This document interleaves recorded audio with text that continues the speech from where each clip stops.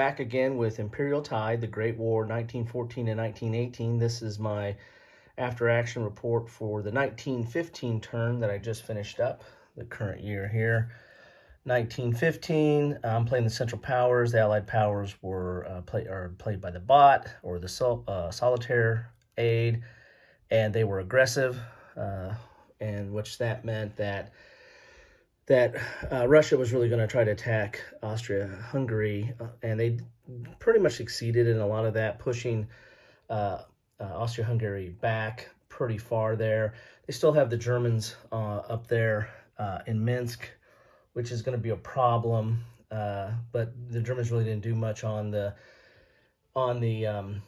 Eastern Front this time. They were really focusing on the Western Front. Turkey, Italy, and Bulgaria entered the war. Turkey really didn't do anything except lost a resource point due to a card.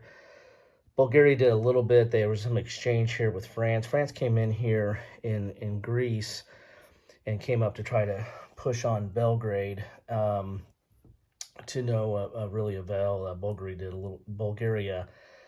The Austro-Hungarian forces in Bulgaria fought them back a little bit, as well as eliminating the Serbians there. Italy really didn't do much. They cleared out a little bit of Austria-Hungarians there in northern Italy, but not really doing much in this side either. The real action took place on the Western Front. Germans have Paris. I really didn't have a chance to knock France out. I just realized, looking at the rules, that if Paris and Nantes, again, I butcher names, so bear with me all. If they have those two cities here, then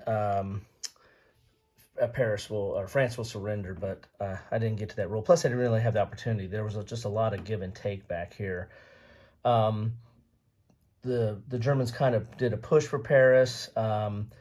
France really tried to push back a little bit, was not as successful as the British, where the British came over, made a beachhead at Calais, and really pushed in all the way to Cambrai. Again, butchering it, sorry.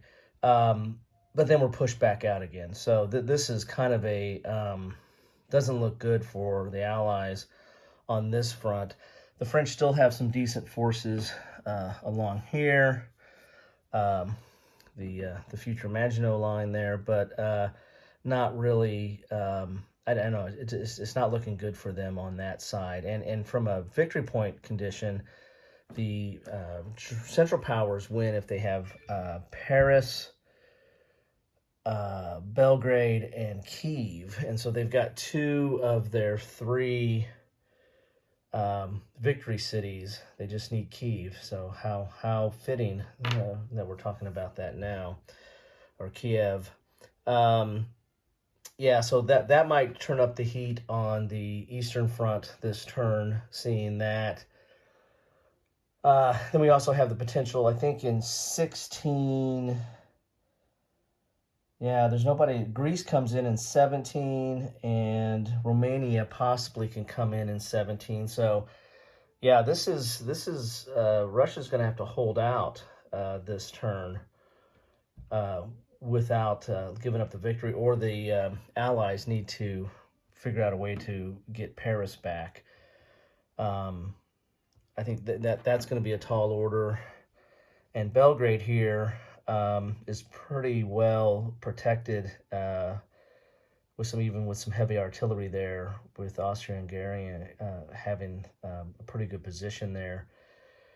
Yeah, that doesn't look great, and Bulgaria is on the Central Power, so they're going to be coming to help protect that as well. So, not looking great. The Allies do have Q ships out here, but that came out after the Central Powers already had their submarine card, so they're going to lose some build points next turn.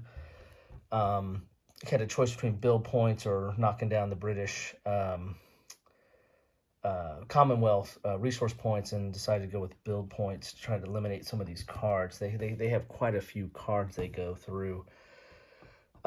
which gives them more options, and I'm trying to eliminate some of those options. So that's what's going on here at the end of 1915. Again, I'm probably, in addition to butchering some names, I'm probably butchering some rules here, but still enjoying this. This goes a lot quicker than some of the other World War I games I played. I started out, cut my teeth with Guns of August, the old Avalon Hill game, and a lot of people don't like that game or have issues with it. I kind of like that game. I've played it, probably more than any other World War I game I own. And I feel like it really does sim World War I relatively well. I mean, it becomes a grind and a slog, and not a lot of movement. There's usually quite a bit of movement on the Eastern Front until Russia goes bye-bye, and then the Western Front just becomes a stalemate. But that's kind of World War I, isn't it?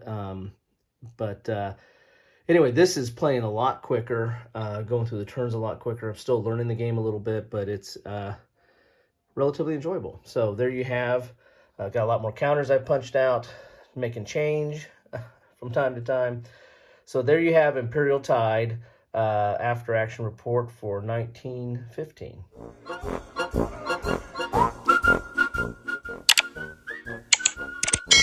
Thanks for watching.